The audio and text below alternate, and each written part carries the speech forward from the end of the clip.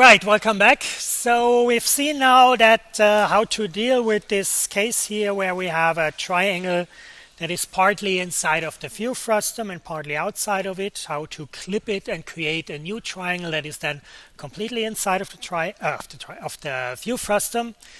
And that, of course, indirectly also solves this situation that we have here. Oops. That a triangle is completely outside of the view frustum, because if we test this against the viewing planes, we realize all four vertices are outside, so we can remove it. But of course, this is not a very efficient approach if we have a huge amount of triangles. So for example, if you think about a very complex figure, like a character in a game, like a dinosaur, for example, that is made, a model that is made of hundreds or thousands of single triangles, then clipping each of these triangles against the view volume doesn't really make sense. So it would make sense to first exclude it before we do anything, and secondly, not to test each individual triangle of this character, but test the game character as a whole, or the 3D model as the 3D model of this character as a whole. And this is done in a process called culling, and you already, I hope this word sounds familiar to you, because of course it's also one of the exercises in the programming assignment, the last one. Good. So, but now let's look into this case where we, in the situation where we say we have a group of triangles, or that we want to test against the view frustum and remove for culling. So, for example, if we have this game character like a dinosaur that is made of thousands of single triangles, instead of testing all these triangles, we could say, well, we just do a general test that specifies if the character as a whole intersects with the view frustum, and if it does, then we start checking which triangles of it intersect and which don't. And that would save us a lot. But of course, how do we test a whole character, a whole 3D model against the view frustum? One easy way to do is to not check the actual how do we check that without checking the individual triangles? And one way is, of course, to make a bounding volume around it, like a box or a sphere that contains the character as a whole. Then we test this box or this volume against the view frustum. If it doesn't intersect, we know, of course, that all the triangles within this volume will also not intersect or not be inside, so we can exclude it, we can cull it. But if it intersects, then there is a chance, of course, that the triangles that are inside of this volume might also intersect. And I'm saying might intersect because, of course, the character or the model itself, only parts of it might intersect. So not each individual triangle might intersect. And also, of course, the volume might intersect, but not the triangles within the volume, because, of course, the volume has some other space in there. If we don't have the other space, we basically have the shape of the character, which would again require us to check each individual triangle. So we have make a more simpler shape across it. Then we test that shape, and then we know we kind of do not exclude all characters or all models that are outside of the view frustum, but we exclude a huge amount of it. And that is, of course, why this is, I already answered the question here, why this is called a conservative test. So, for example, if the bounding volume is a sphere that we make across a 3D character, then we make a test, and then of course we have empty spaces here in the sphere where there is no triangle from the character, and if those empty spaces intersect, we make unnecessary triangle tests here. But we rather say we make some unnecessary triangle tests, but instead of risking that, we are cutting off objects that might, models that might actually intersect a little bit. So this is why this is called a conservative test. Now the question is, of course, an interesting question is now, what kind of volume do we use? And you see here I'm using here a sphere, and that is because with a sphere the intersection test is very easy. We can very easily do this if we have our planes, the plane at the border that specify the sides of the view frustum, defined again in the implicit equation form. Then we can test if the sphere that is defined by its radius and its center, we can test if that intersects with the view volume, or with the plane that is specified by this view volume, by this single condition here. So we take a vector make the scalar product with the normal vector of the sphere divided by the length of the normal vector. And if that value is larger than the radius, then we know the sphere is outside of the view frustum. It doesn't intersect with this view frustum. And of course, this is probably not really straightforward to see how that relates to intersection with the view frustum, because what we do here is we create this vector c minus a, and a is the support vector of the plane. So we're checking actually this vector here, if this one multiplied with this, the normal vector, with the scalar product, with some normalization of the length of the normal vector, is larger than the radius. So at least to me, it's not really that obvious on the first sight. But if you remember certain things that we did in the first part of the lecture when we talked about the mathematical basics and apply that to this condition, then you will see why this actually works out. So the first thing is, if we look at this condition here, you see you have a scalar product here. Now, if you remember the scalar product, there is also, instead of just calculating it by the coordinates of the vectors, you can also calculate it with the angle between the vectors and their length. If we do that here, this condition can be written as the cosine of the angle between the two vectors, so this angle theta here, times the length of this difference vector, times the length of the normal vector, divided by the length of the normal vector, so it becomes this equation here. And now you can remember that we talked about the projection also with vectors when we introduced the scalar product.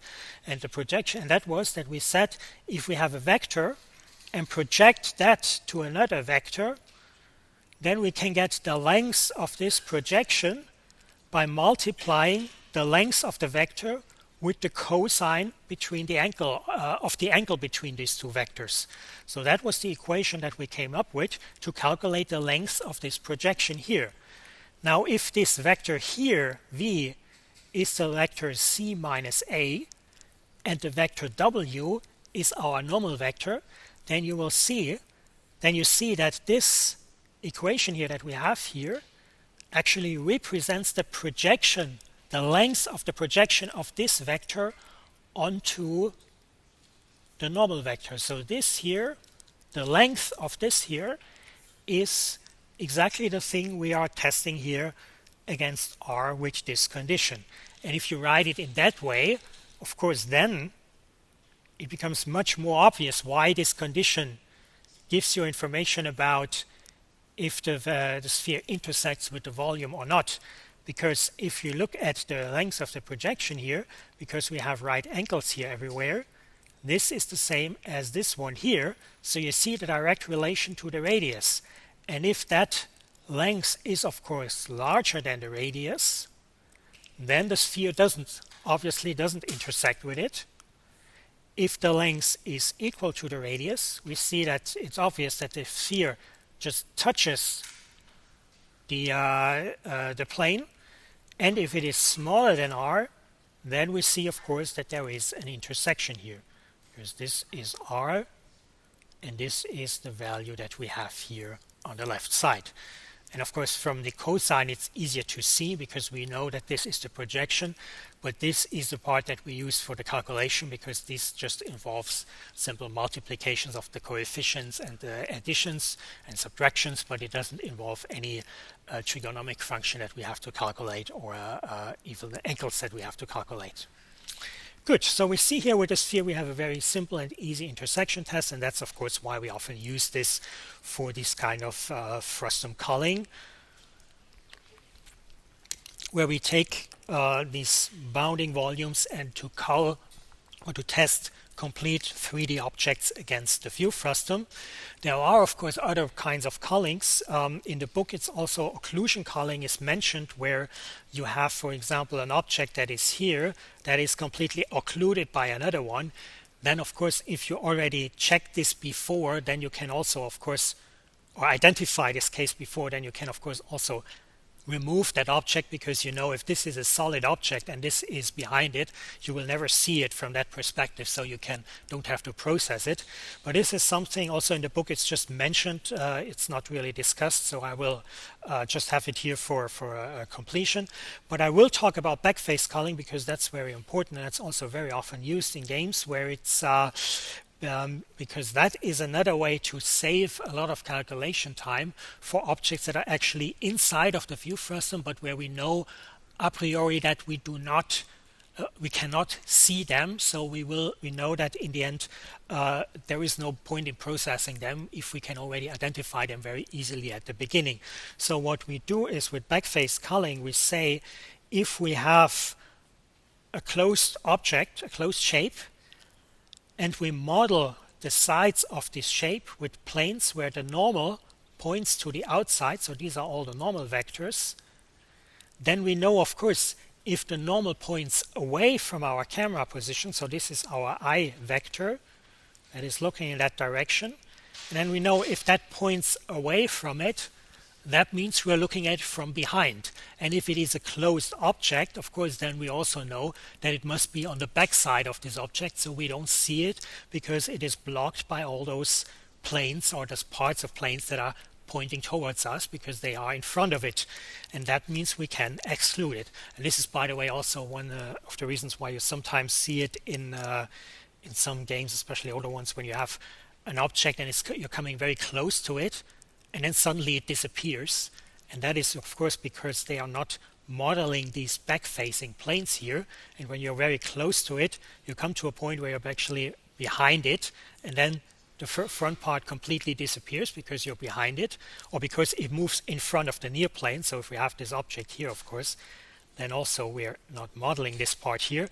And then we would actually see the back plane here, but because this is removed with the culling process, suddenly the whole building or what it is that we walk into completely disappears. Good. All right, yeah, so this is, oops, wrong direction here. And this can, of course, obviously save us a lot of processing time. So, for example, if we just look at this simple example of a cube, yeah, I wrote it here as questions, but the answer is, of course, very simple. You can just need to calculate the triangles to model a cube. We need 2, 4, 6, 8, 10, 12 triangles, if you count them all. But if you count the ones that you see, at one time you only see 6. And of course, if you think about if you tilt that cube or if you move around it from different perspectives, as soon as you see more of those on the side that are hidden now, it will flip over and you will not see those on the right side. So no matter from which perspective you look, the maximum triangles that you see at one point in time is 6. So by removing the ones that you don't see, you already save 50% of your processing with such a simple shape. And you can imagine if you have a much more complex one, this saves you a lot of processing power. And of course, it saves you a lot of processing power if and only if you have a very simple and fast and quick way to identify those triangles that you want to remove. And fortunately, we already have that because it's the same approach that we used at the beginning for identifying if an object, if a vector or a vertex is on inside or outside of the view frustum. And instead of inside and outside, what we're checking here now is if it is if our camera position is pointing towards the front of a polygon or to the, of a plane or to the back of the plane. Back means then the plane faces backwards, or front means it faces forward. So if we have here our eye position, we look in that direction, then of course every plane where we are to the outside of the plane, actually that's perspectively not correctly drawn, forget that, here we are. Because if we are here, then we don't see the right side.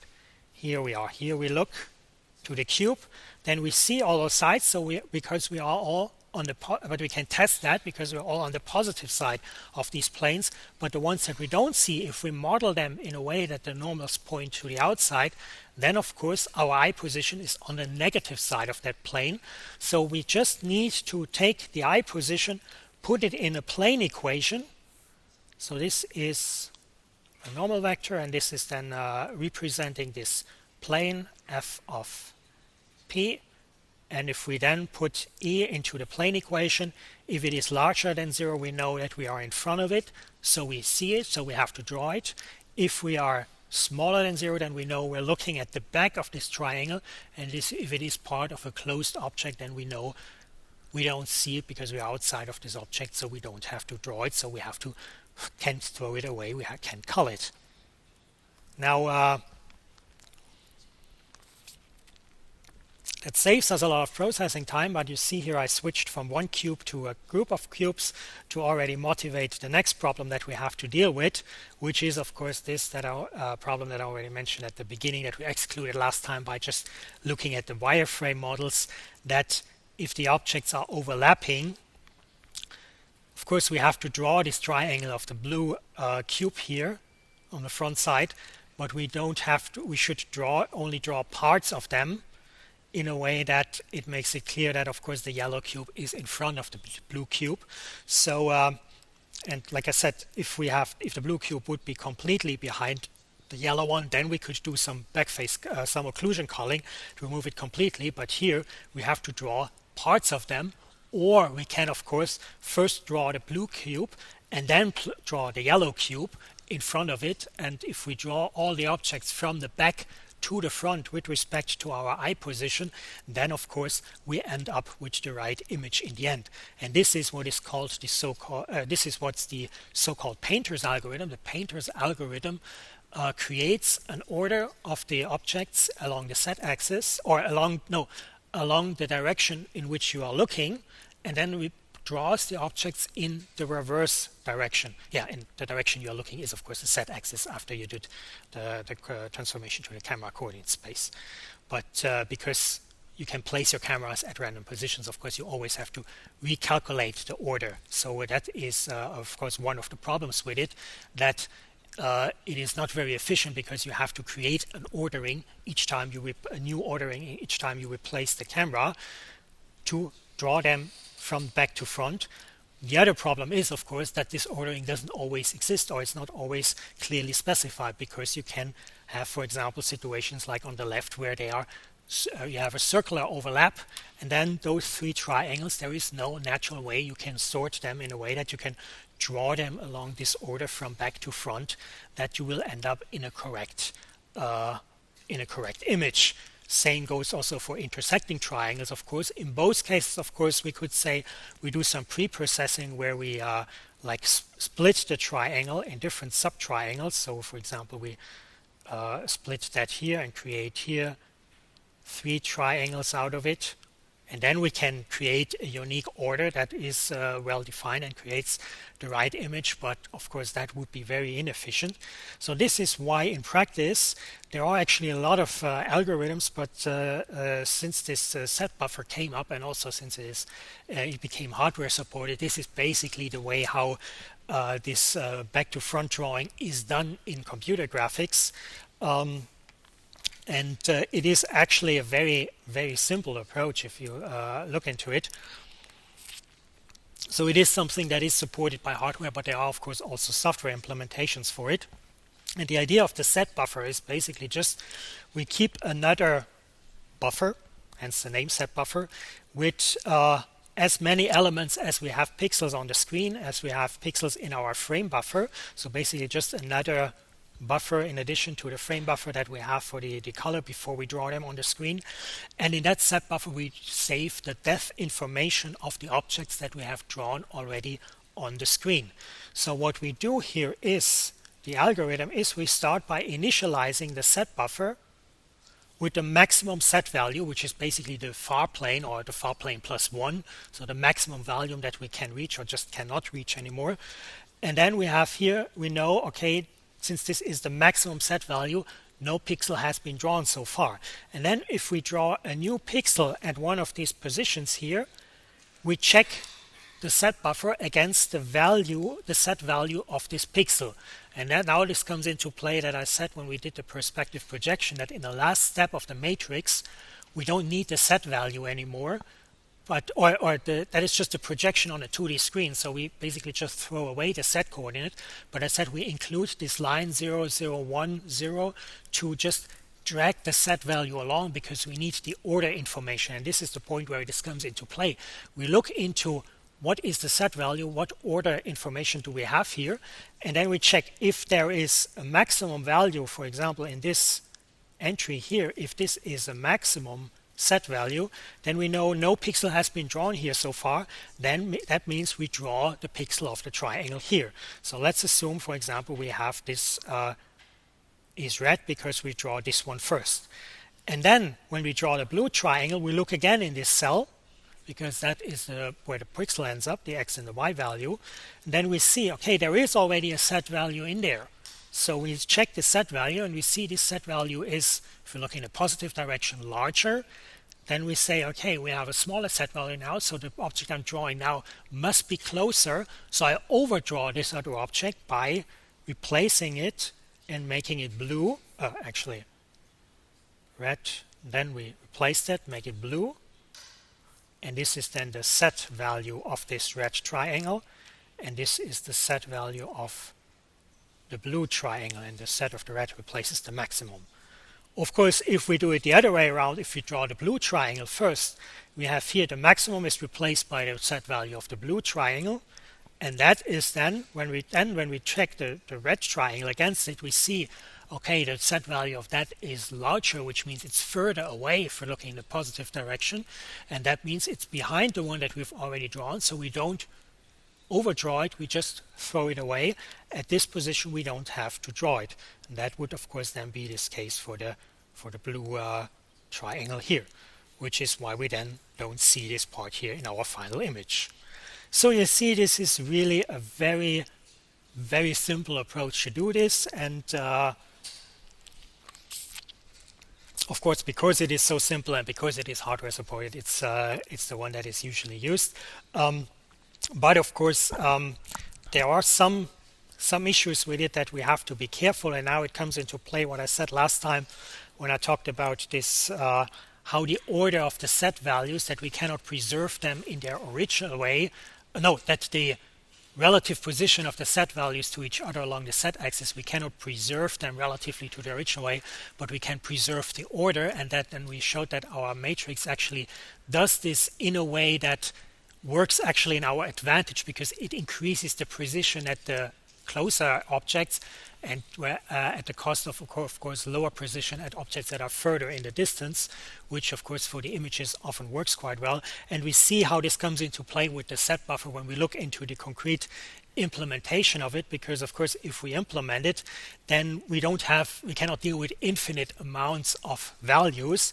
So what we do is often we store this set values in these set values as integers to make the processing faster, and that means we only have a fixed number of values that we can store, so we can basically map all set values in a certain range onto a certain bin. Now if we make a linear mapping, of course, then we see that here or if we would preserve the relative position of the set value, we would get a linear mapping.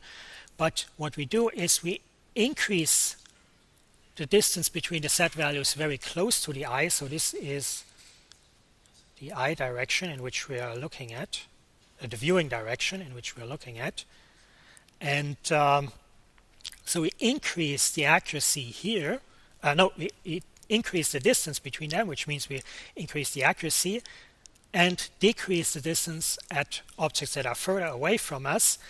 And that means that we take better advantage of these bins that we have, because we map more accurately in values that are closer to the eye and less accurately in bins that are for set values that are further away from us.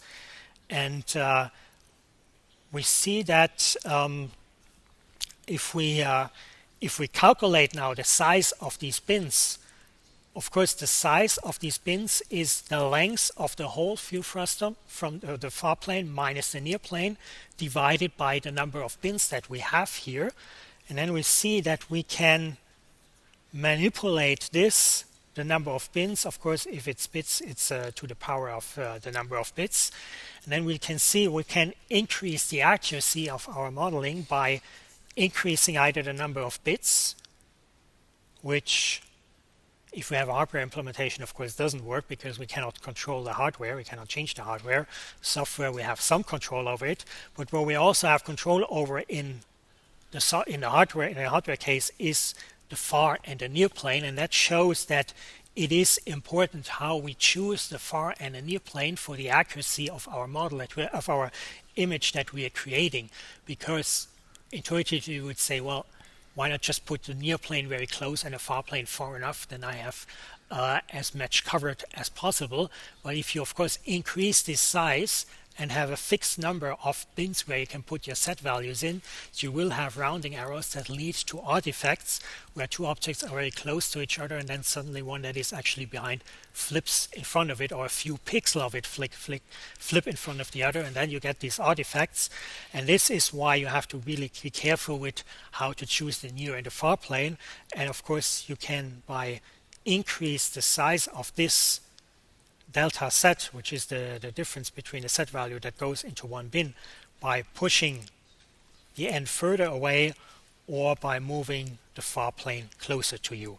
So by decreasing the view volume in this way, of course the accuracy in between increases. Good. Yeah. So we see here we have solved this problem here, we have solved this problem here, we have solved the ordering problem, and now we have to, we now can know how to draw the objects in the right order if they are solid objects, but we still have to talk about how to actually draw this. We did it already a little bit with the texturing and the shading, but we will do more about this in the next lecture then. Good. But for today, this is it. So are there any questions? No? Then we close a little earlier today.